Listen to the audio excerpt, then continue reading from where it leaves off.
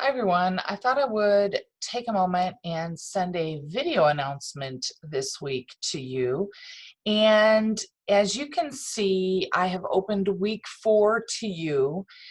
And I want to point out at the very top in the general section, there's something new. It's called the Bose survey.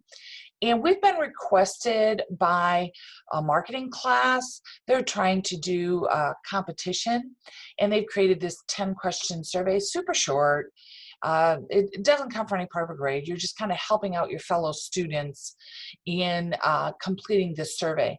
So please take a moment, click on that link, and complete the survey. It's 10 questions, should be super fast. You don't have to do anything further than that, but you're helping out some other students for a competition. So this week I have opened week 4 to you. This is all about drafting and conferencing. So what we are doing, we are using what we have been building with, all of our pre-writing, brainstorming for the I Believe essay, and we are now going to begin drafting in full form. So I would encourage you to use those documents that you submitted prior, your experience and beliefs, and then when you were working on your thesis, your outline, all of those items, use that to help you in your drafting of this particular essay. So as you go through in the task list, you can see I did assign some readings in our textbook. You just click on the link, and then I have several resources. You may or may not need them, but they're there for you just in case. One I do want you to pay particular attention to is using the ACTs to incorporate a source. Now, the ACTs is a method of introducing your citation or sourcing within your essay. And as you know, you're required to use one source for this essay, whether it be a quote from one of the NPR samples that you read or a quote from someplace else. But the trick with any quoting or statistics, any of those, is you have to acknowledge where you got the source from, but then the ACTs help you to lead in and use some signal phrasing within your writing, so it's not really what I would call plop and drop. It's a little more seamless introducing that source within your paper. So that is what the resource there is all about. And of course I have Purdue OWL, MLA, particular type resources for citing, paper formatting, those kinds of things. Grammar resources are also available to you. Maybe grammar is not your strong suit. That's totally fine. Use the resources. I'm a big fan of Grammar Girl. I've used her quite often, but there are other sources to help you with your grammar when you are drafting. Now, keep in mind it's a draft, does not need to be perfect in any way, shape, or form. The purpose of a draft is to get your ideas on paper, get an order, and work through some of your wording. You still have the revision stage before you are going to submit for a final grade. Now, remember, the instructions for the I Believe are still available to you, and you are welcome to go back, refer to them at any point. So for the draft submission, what you're going to do is you're going to draft it. Remember, you do need to use Microsoft Office Word. It has to be an MLA format. I am looking for that. So make sure it's set up that way. I refer in the instructions back to the ACTs again.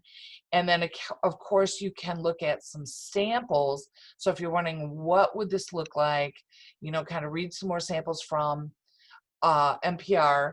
These are, I believe, the same samples that you were introduced to back in week 1, but there is a hot link for you to review.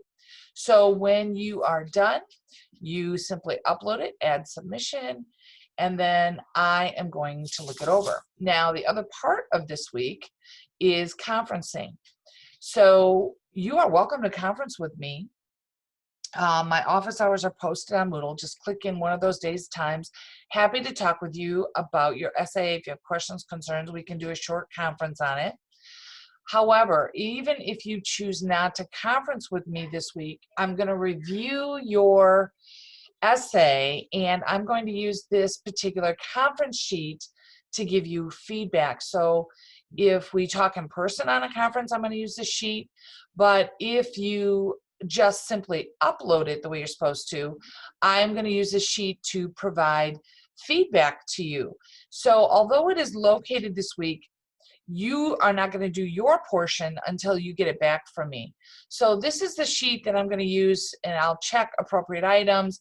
And then after you get this sheet back from me, so look for it in the file with your grade, you need to complete the reflection questions. And then these 3 questions, this worksheet, you'll re-upload. It'll be due next week. So if you notice on this assignment, the due date is October 11th. It is not this Sunday. It is next Sunday. So this one's a little bit different. I just wanted to point that out to you.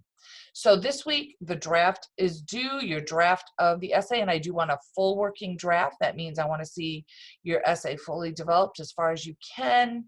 I want to see your thesis contained in the introduction. I want to see your citation, and you need a works cited page. And that's what I'm going to give you feedback on. Remember, it does need to be 3 full pages. The conference sheet is what I'm going to use and give you feedback on with that essay. If you want to talk with me face-to-face, that's no problem. We can conference in person and make sure you do that during office hours. But during the office hours that are posted. If you can't do it then, reach out to me for an appointment. This particular conference sheet, although is located here, you're going to get it from me in a file. I'll probably upload it in feedback. So you will need to complete those 3 reflection questions after you get the feedback and you do your revision, and you'll have to upload this here by October 11th. So I think that's everything. I know it's a little bit long of an announcement this week, but I wanted to make sure I covered everything. And as always, feel free to reach out with questions or concerns. One last note, very important. I'm going to start sending academic warnings out at the end of this week. Students get an academic warning from me if their grade ever falls below 73.4%. or they are not engaging or participating by submitting assignments and or forums. So it's very important you are keeping current on your assignments that you're submitting and that you are participating in the forums. Even if you have to do it as late work, then you want those grades in the grade book to show that you are engaging to avoid an academic warning. I think that's it. I apologize for the long announcement, but that's the other reason I did video versus writing everything out. Hope you have a great weekend. And remember, week 3 is due tomorrow, Sunday by midnight. At the time of this recording, I'm doing it on a Saturday. So happy writing. And once again, reach out to me if you have any questions or concerns.